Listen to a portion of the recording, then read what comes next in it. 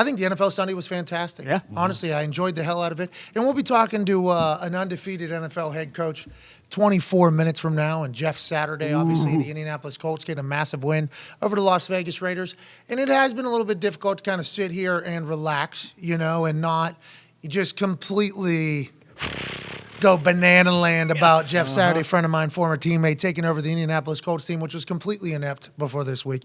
It's been difficult not to just, kind of start diving into the hypocrisy of the fucking losers on television who felt the need to be puppets. Oh, tell me what to say. Tell me how I should feel. You're putting me on your television. I don't have any actual thoughts of my own, because if I did have thoughts of my own, it wouldn't sound anything like what I'm saying right now. For instance, Joe Thomas, one of those humans who we have a lot of respect for. A lot of respect for Joe Thomas on the football field, okay?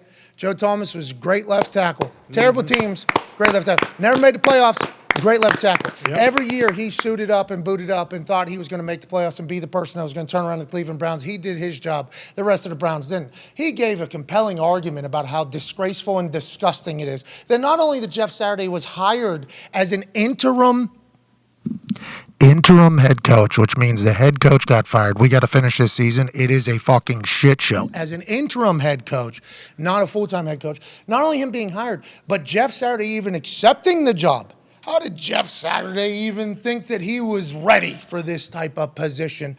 What type of arrogance and ignorance and what type of piece of shit is basically what Joe Thomas was saying. Once again, probably being a puppet, being told to say these types of things. Put me on TV, I don't have a job yet, do that whole thing. And that's so funny because Joe Thomas was on our show, and I didn't remember this until a guy named Nick Scroggins, I believe his name was, on Twitter, sent us this video numerous times yesterday. This is what Joe Thomas said whenever I asked him about the Cleveland Browns potentially needing an interim head coach just a couple years ago. Who would want to be the head coach for the Browns, and why aren't you potentially going to be the head coach of the Browns? Well, I think this might be time to maybe make a spoiler alert that I'm throwing my hat in, and I'd like to be the next coach of the Cleveland Browns. Whoa. Okay, so Joe Thomas said he would like to be the next coach of the Cleveland Browns whenever they were looking for a new coach.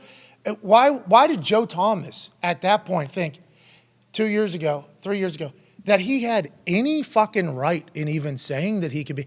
Is it because he's the greatest player they've had? Is it because he spent years and years and years and years in that building with the turnover, with what saw that team be good and saw what that team was terrible at doing? Is it because he maybe thought he knew football pretty well? Is it because he thought he knew the NFL pretty well? Did Joe Thomas say to us on January 3rd, 2020, that he would throw his name into a hat? He didn't say that, but his name into the hat to become the next head coach of the Cleveland Browns because he thought he might be the only one that really cares about the Browns enough to turn them around and make them a good program? Or did he say that because he wanted to spit in the face of every single coach that has had to work and grind and sleep on couches before getting that opportunity of being one of only 32 NFL head coaches? So he's either disrespectful or he thought that he could maybe do something that nobody else could do with the Cleveland Browns. Either or, pretty disrespectful to all the coaches that he had met and talked to in the past. Now, I don't think Joe Thomas is a bad guy. I think he's a puppet. I don't think he's a bad guy. I think he felt obligated to say something because somebody told him how disrespected they felt, as opposed to looking at it from a realistic point of view.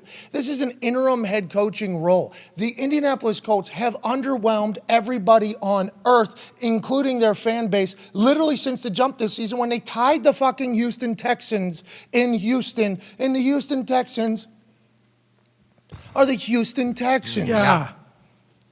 So, when Jeff accepts this job, and there's backlash and fire everywhere, and Bill Cowher goes on CBS. Bill Cowher, who was hired at the age of 34 to become the Pittsburgh Steelers head coach. And the Bill Cowher, a man who I am a fan of, William Cowher did a lot of great things for Pittsburgh. Yeah, his jaw, his spit, his passion, his intensity, his yinzerness was something that was very inspiring for all of us, and he brought a lot of happiness to Pittsburgh. With that being said, he got hired at 34 in his hometown to be the head coach of the fucking Pittsburgh Steelers. So if he maybe caught a bunch of fire whenever he got hired for not earning and deserving the job that he took. And he now wants to project that onto Jeff Saturday. He can take that up with himself. But Bill Cowher, shut the fuck up, dude. He said, why didn't John Fox get the job? Why didn't Gus Bradley get the job? It's their first year in the building. And to be honest, the team has stunk since they got there. You think Jim Irsay, who wants to hire an interim head coach, goes, you know what, these guys just got here. And although they're doing okay, the defense isn't bad. Do I want to hire these guys who don't know? They don't know anybody here. They're just working with the team.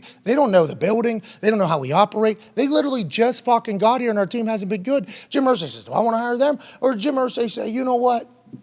Give me a guy who played 13 years here. Give me a guy who's in our Ring of Honor. Give me a guy that has won a Super Bowl here. Give me a guy that has sweat, bled, and puked on this field for this program, who has built the Lucas Oil Stadium, the stadium in which we call home, alongside Peyton Manning and others. Give me a guy who wants to be a coach, has been a coach, and maybe understands what this program's supposed to be, and he hires them, and they all get shots. They all take shots. Jim's obviously a racist who hired Jeff Saturday, and Jim has no clue what he's doing. Kyle Brandt, actually, or Joe Thomas in that entire program, promo that he cut from Germany while being a puppet for people, said, oh, he's hiring his drinking buddy. So he's taking a shot at Jim Irsay in his state of mind and everything like that. Kyle Brandt called anybody that questioned his words of Jeff Saturday's hired internet booger eaters. Damn. Yeah.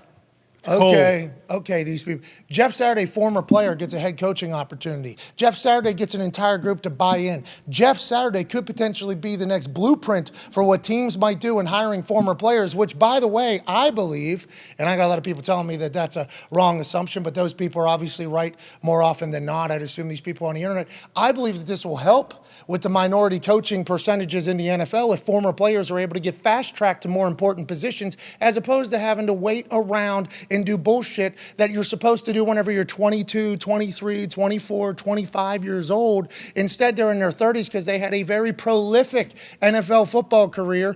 Jeff Saturday couldn't have got hired at 34 to be the head coach of the Indianapolis Colts because Jeff Saturday was playing for the Indianapolis Colts. Bill Cowher got hired as a head coach at the age of 34. Jeff couldn't have done that because he was fucking trying to win for the Indianapolis Colts. I just think the backlash was absurd. I think the win was huge. And if you see the team, and how that offensive line performed, how the fucking Jonathan Taylor performed. Matt Ryan got the start over Sam Ehlinger, which allegedly is what the entire building thought was the right move.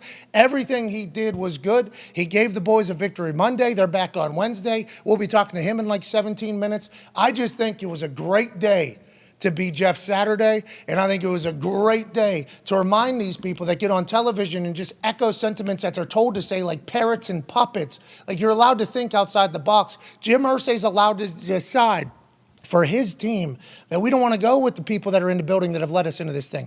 I would like to go somewhere else for an interim head coaching job. I just think the conversation was so loud, and I'm incredibly happy for Jeff Saturday. I'm incredibly happy for one of his coaches on his coaching staff. Reggie Wayne, who got brought into this conversation, who's friends with Jeff. Edgerrin James went to go say shout out to Jeff because his football life's coming out on Friday, and he's been around the Colts building a lot. I wouldn't be surprised if Edgerrin James chatted with Jim Irsay about Jeff Saturday potentially becoming the head coach and it all. Whenever we chat with Jeff, we'll certainly ask him. But it was a wild week last week. Everybody was taking shots at a couple friends of mine in the organization, and they get a fucking win. The other quarterback's crying at a press conference. I mean, this is a lot better than where we have been. So congrats to Jeff, and fuck off to all you parrots and puppets on TV that don't say what you really mean. There's no way Joe Thomas felt how he actually was speaking. No. There's no way Bill Cowher actually felt that way. A man who was hired at the age of 34 to be the head coach of his hometown team. They just felt like they were grandstanding for somebody. And it's like, it's okay to maybe sit back and just see how things pan out before giving a ridiculous take and calling something disgusting and despicable and disgraceful. It's like, fucking relax. The Colts are 1-0 in the Saturday era. Got the Eagles next. Yeah, here we go. Good luck out there.